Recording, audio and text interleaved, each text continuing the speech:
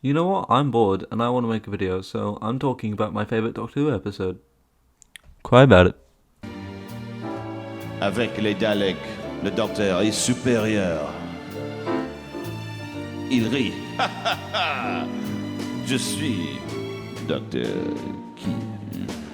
As far as RTD ever goes, Series 4 has some of the best stories Doctor Who has to offer. Even the less good ones are still pretty good, like Fires of Pompeii, it's not bad. But there's one episode that, in my opinion, completely blows almost all other Doctor Who stories out of the water and is up there as not just one of the best Doctor Who episodes, but one of the best pieces of fiction ever. And that episode is, of course, The Unicorn and the What Is Midnight. It's midnight, yeah. So without further ado, let's jump into this episode and analyse why this might just be one of RTD's best works. So the episode begins and the Doctor and Donna are on the titular Midnight, a planet made of pure diamond that orbits around an exotic star, which gives you a real bad sunburn. So naturally, when people discover this place, they turn it into a resort. What's that? The sun will vaporise you? Nothing a bit of really thick glass can't fix. So yeah, Doctor wants to go on this bus tour and see a waterfall made of sapphires, but the Donna just wants to stay behind and to get a tan, so Funny Hair Man goes by himself.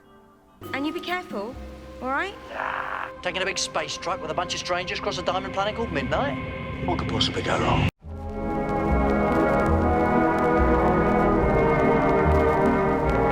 So the Doctor gets on the bus and we're introduced to our cast of characters for the episode. And I just want to point out as well that in this scene we're shown these little traits and foibles that to start with are really small, but then grow to become these really big character flaws and pose quite a bit of a challenge to the Doctor and to the other characters. Things like the parents being really dismissive towards their kid Jethro, or the professor being really condescending and kind of mansplaining to his apprentice Dee Dee. Side note, the dad character is called Biff, and I think that's a kind of funny but also really fitting name. So after the passengers get settled in on the bus and a little bit of overbearing entertainment, we're treated to a montage of all of them getting to know each other and getting along, and it serves as a good way for us to get to know them a bit as well. I've found myself single rather recently, not by choice. Wow. Oh, the usual. She needed her own space, as they say.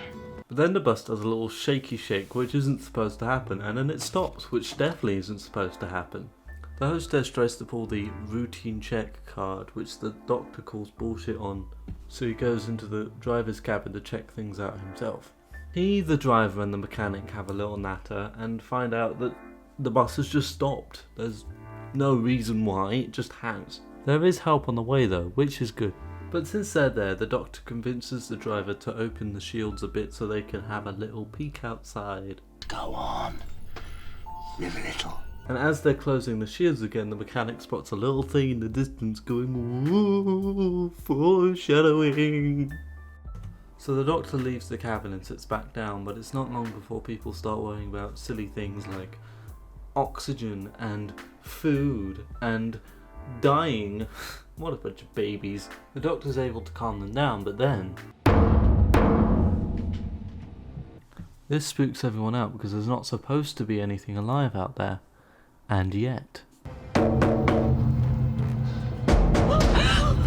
the knocking continues until it seemingly hones in on Sky, who out of everyone is the most freaked out. There's then a big crash and everything shakes and there's sparks and everyone goes, "Oh no!" It all calms down again and everyone seems alright, but Sky is sort of huddled in the corner, not really saying or doing anything.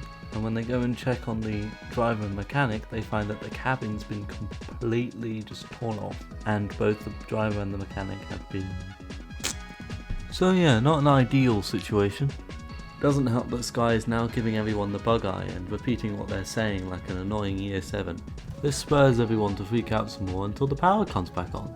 That's good. But then she starts talking with everybody, which gets them freaked out again.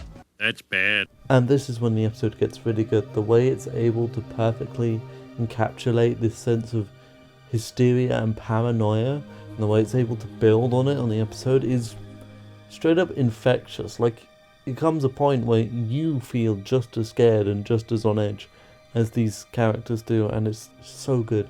And what's genius about it is that, unlike other Doctor Who episodes that at the very least will have the Doctor like explain the monster in some way, well, like say something like, oh, this is the shitfuck monster, he fuck shit.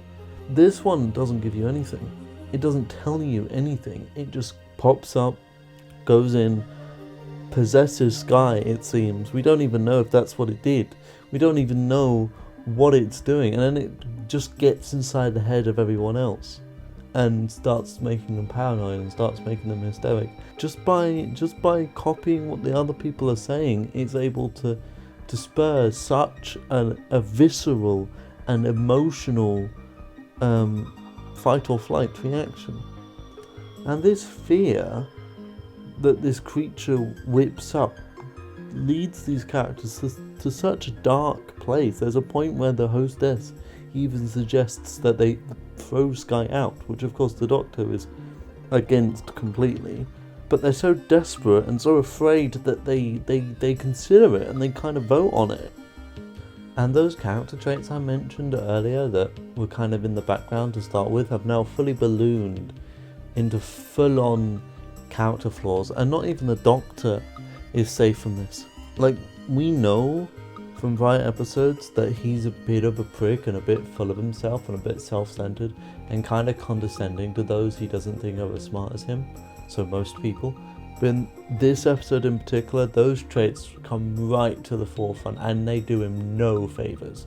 And because the other characters are on that Randy Meeks shit, they become real suspicious of the Doctor real fast, and even start talking about throwing him out as well. And it's such an interesting situation because by and large the Doctor is an infallible character. He always knows what to do, he always knows how to fix something, he always knows what to say, and if something goes wrong he falls back on his intelligence, on his charisma, he falls back on his compassion and his kindness. But now these things that he's always used to get him out of sticky situations, they're not working. If anything, they're making it worse. I'm just travelling. I'm a traveller, that's all. Like an immigrant. And it's so cool to see as a viewer, because aside from a few choice scenarios and maybe some select stories in Classic Who, you don't really see the Doctor like this, genuinely struggling and panicking, trying to talk himself out of a situation. But as well as the writing, the directing and camera work is also phenomenal. It all works together to build this creeping sense of tension that doesn't just build and build and build and build, but also has brief moments of respite where it calms down a bit, which serve to engage the viewer a bit more. And you might notice watching these clips that the camera will go back to Skye as these characters continue to argue and turn on each other, which works to sort of illustrate how the characters, without even realising, are playing into the creature's hand, which, especially when you've seen it multiple times, is just beautiful to watch, especially as the other characters turn more and more on the Doctor, which all comes to a head when the creature stops mimicking everyone else and instead focuses only on the Doctor, which is soon followed up by, What do you think? Do we have a deal?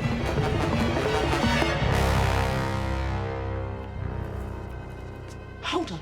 Did she? She spoke first. She can't have. She did. She spoke first. The creature seemingly jumps from Skye to the Doctor and totally not still the creature Skye. Starts talking about how scared she was and how awful it was, and oh, they should definitely throw the Doctor out now because he definitely has the creature in him. Until you came. And because they're all drinking the stupid juice, they all blindly believe her and start working together to throw the Doctor out, who can't really do anything except repeat what Skye is saying. But then she speaks Italian, which the hostess recognises as a Doctorism because, as we all know, Italians were made extinct in the year 2059. And with that realisation, the hostess grabs Skye, opens the airlock, and sacrificing herself, the creature, and leaving everyone with brand new, fresh off the presses trauma. Not to be dramatic, but I wanna die. said it was her. The rescue truck arrives, everyone is saved, and the episode ends with the Doctor vowing to never speak Italian ever again. So that was Midnight, probably one of my top 3 Doctor Who stories of all time. There is so much I can say about this episode, but I'm just gonna cut off here and say, please, if you haven't watched it,